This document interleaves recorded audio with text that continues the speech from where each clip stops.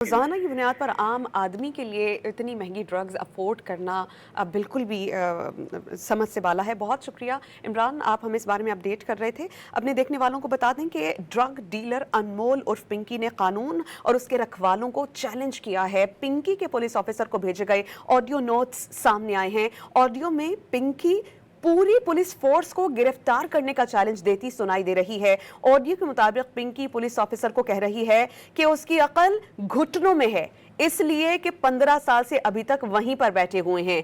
पिंकी के मुताबिक उसने पुलिस वालों की दौड़ें लगवा रखी हैं और पिंकी ने यह भी कहा कि ये पुलिस वाले पता नहीं कहां कहां से आ जाते हैं मुंह उठाकर, और उन्होंने कहा कि वो ये पकड़ेंगे पिंकी को, और वो पिंकी ने कहा कि बरसों हो जाते हैं पुलिस उनके पीछे लगी रहती है और फिर आखिर में रिटायर्ड हो जाते हैं। फिर खुद ही कहते हैं कि इतने साल पीछे लगा रहा लेकिन पकड़ नहीं पाया। जिस दिन दिमाग से सोचना शुरू कर देंगे उस दिन पिंकी की तरह ब्रांड बन जाओगे। पिंकी का यह भी कहना था कि पूरे कराची में अंधेरा डाले हुए हैं, हमें रोक सको तो रोक लो।